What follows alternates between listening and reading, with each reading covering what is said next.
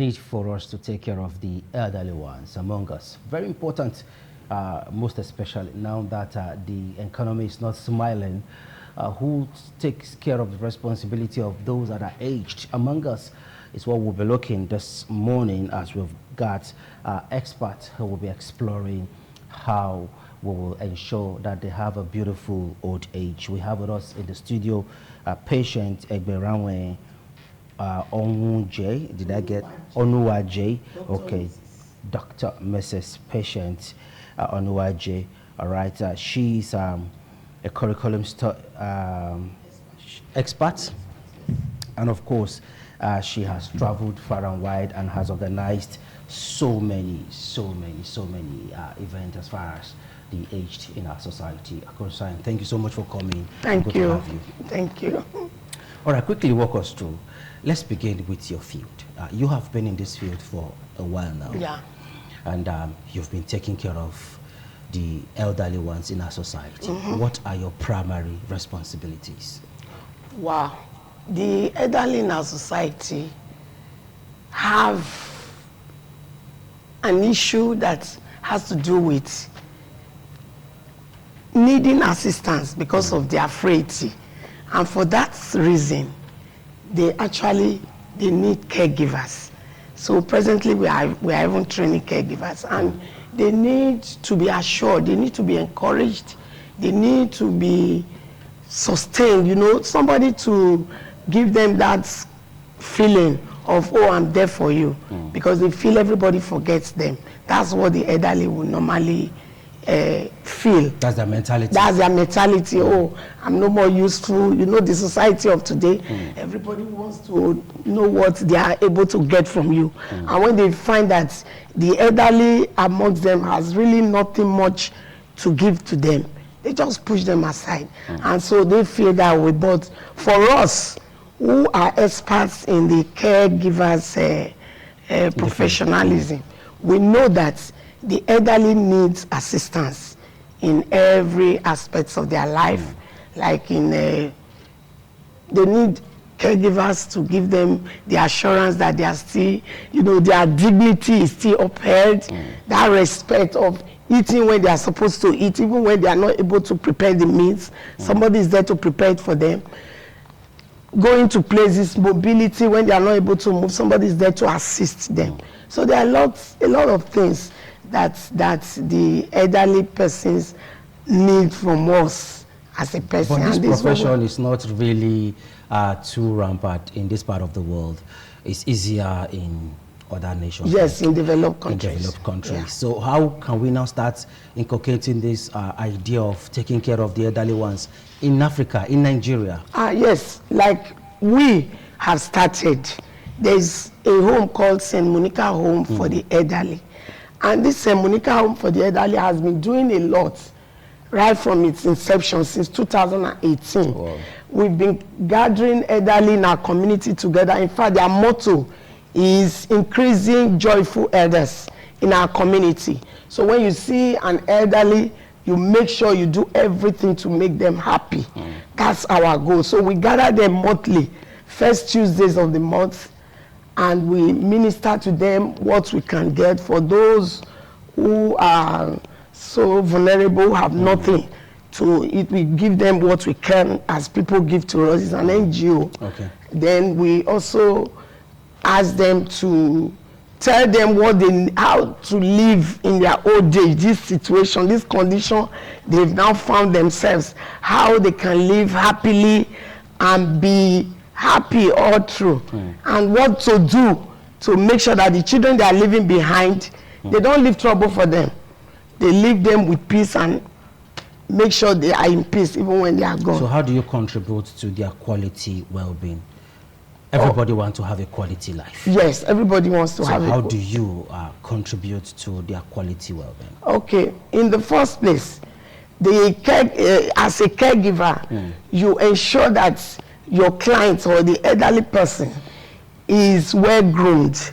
In the morning, you give the hygiene or, you know, bathing, ensuring he wears clean clothes, and you also prepare meals like I told you, and if they have any reason to ask you to go on errands or do things for them that they cannot do. Then exercising and all the rest. We tell them all these things. We tell them that they have to live happily. They have to see their new position as an elderly person as a good thing. It's a privilege to be old. It's not a disease to be old. It's not sickness. So when you are old, you should be happy. That's why an elderly person is always seen to be praying for the younger generation so that they can be like them. So what are some of the challenges you experience, you encounter? Okay, as a caregiver, you go through stress. You go through some strains. And what is stress? Stress is a feeling, an emotional feeling of, you are worked out.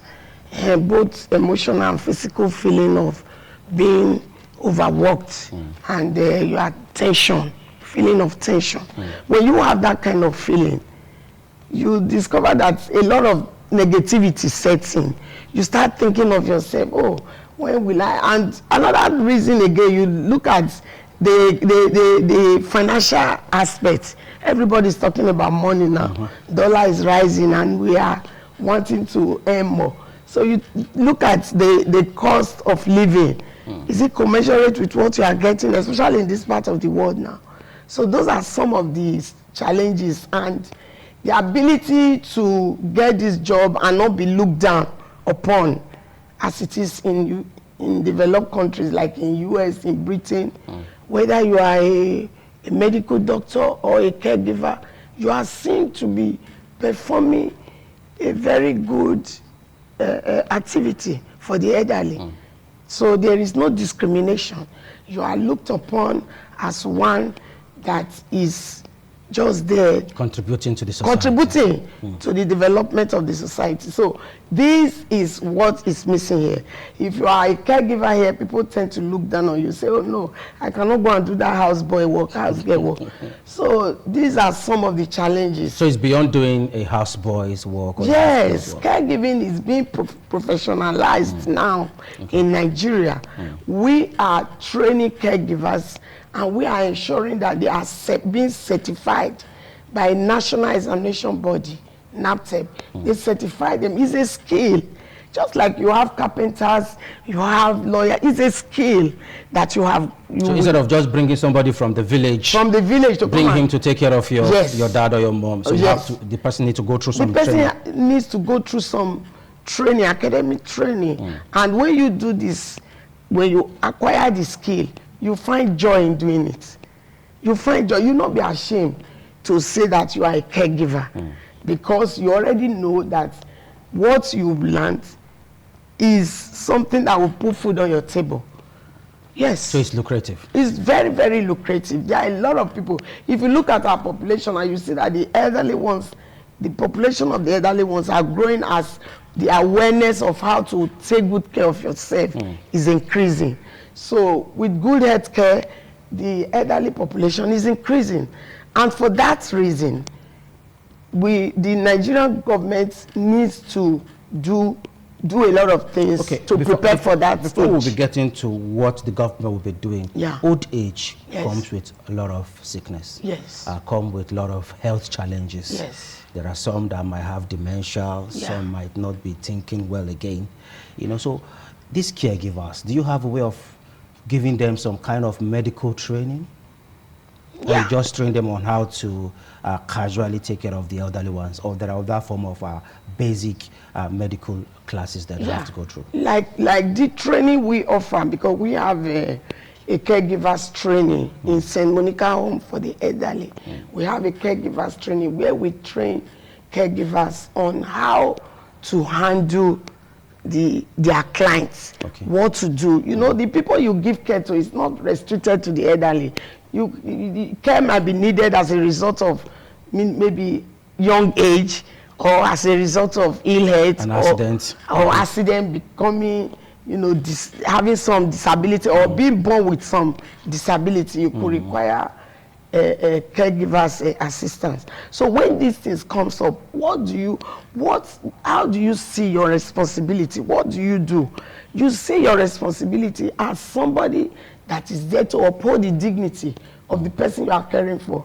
The person should be respected. You should not look down on the person. You should not see the person as, oh, because she's so frail, then I can do anything to her. No, you must ensure that you do what you are supposed to do. You have a care plan for everything. If it's a child, you have a care plan. If it's an adult, elderly, you have a care plan. Yeah. So for the elderly, the care plan must include knowing about them, the geriatrics. We teach them what the elderly person's needs are, what they really need. Like you now, I'm sure if you have a grandmother, because of your busy schedule, I have one. It will be angry, say, are you still in this world?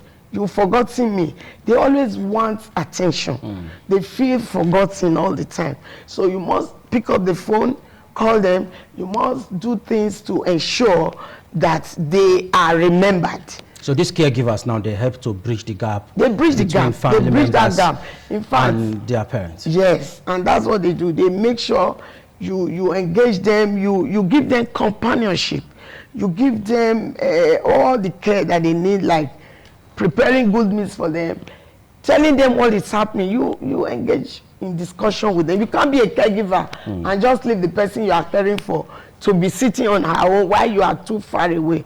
When you are less busy, you come and sit with them. They need that companionship. So let's quickly go further now. How can the society better support our caregivers to ensure they are well equipped? Well, like I was just saying now, it is becoming a profession in Nigeria now. We have professional caregivers. I have trained some. And when they work with you, you're going to see the difference. The way they can be encouraged is by the government bringing up the salary structure. Everything should be formalized. Just like you have the salary structure of the civil servants. The caregivers in that skill should have a salary structure, which must be followed by all. And another, the society that we are living in, the government must make sure that they recognize their activity. Look at a lot of caregivers in the hospital, like those cleaners. They do a lot of caregiving.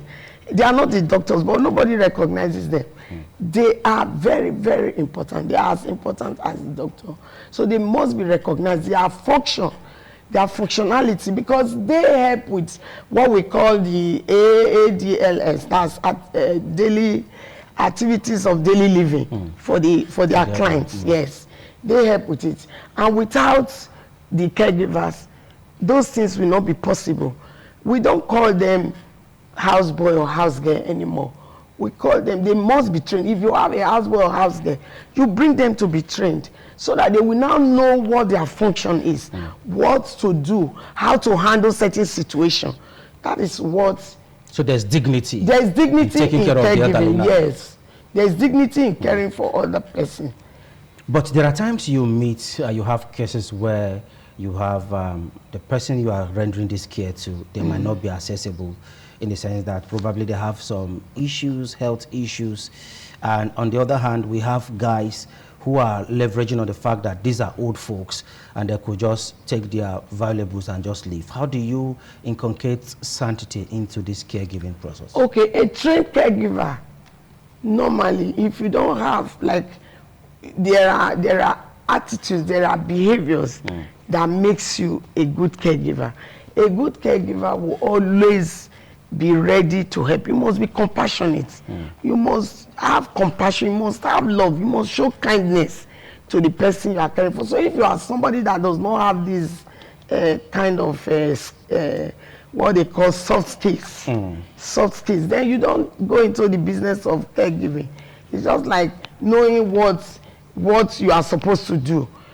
You must be somebody that is compassionate. Somebody, don't go and learn anything because you see other people doing it. You must do something that you have you already have the soft skills for. You must be a compassionate person. Like me, I have been a compassionate person. Every person in my family knows that I love old people. And that's what it has been from the beginning.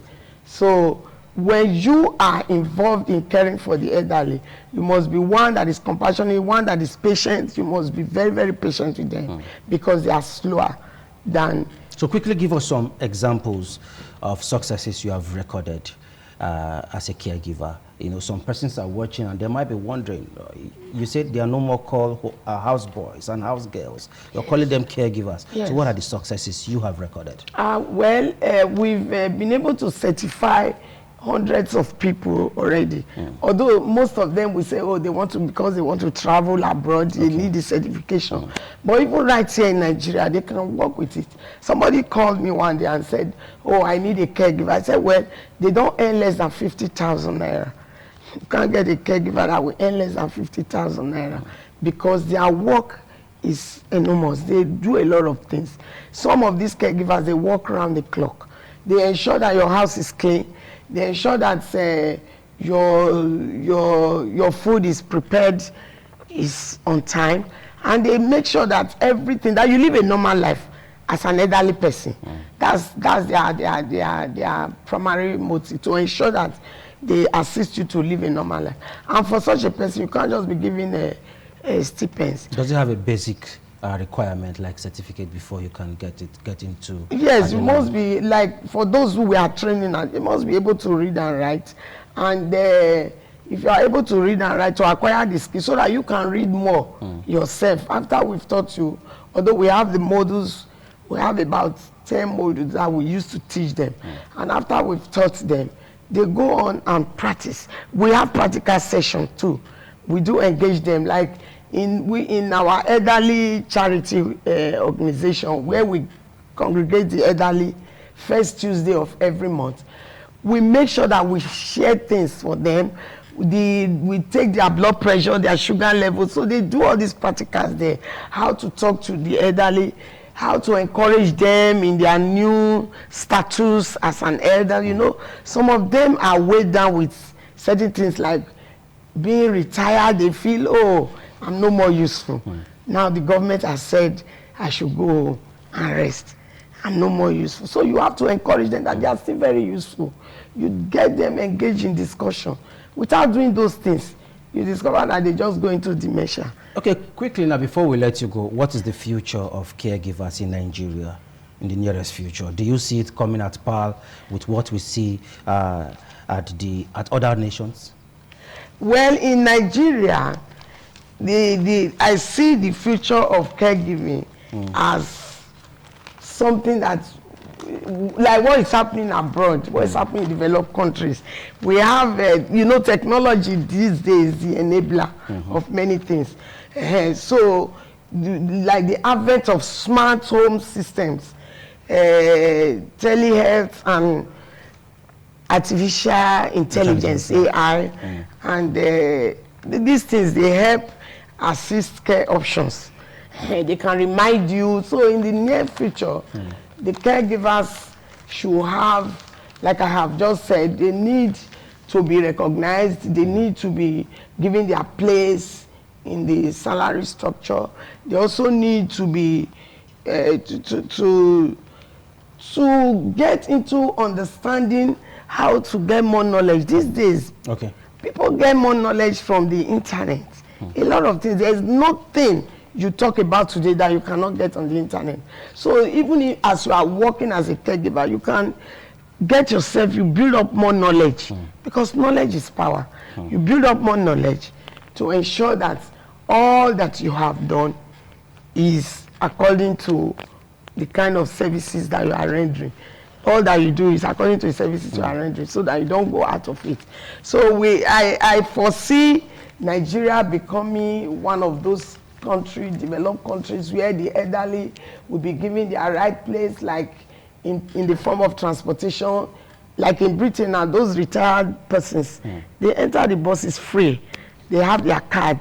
They go free, just like they get their pension. They also give them some medical insurance, you know, the insurance company. And it helps them to live longer. To live longer. And like in Nigeria now, we have, there's this Corospin, which is, yes, the Corospin is the organization now, is the coalition of all the societies that take care of the elderly. They came together and said, oh, we must fight this fight. This neglect of the elderly is too much. We must do something to make sure that the elderly, their place in the society is recognized. Definitely, the place of the elderly will be recognized. We'd like to have you again on the show if you don't mind, so that we'll have enough time to extend the front line of this discussion. Hope you don't mind. Oh, it's okay. Thank you very much. That has been Dr. Patient Onuwaje, a professional health giver.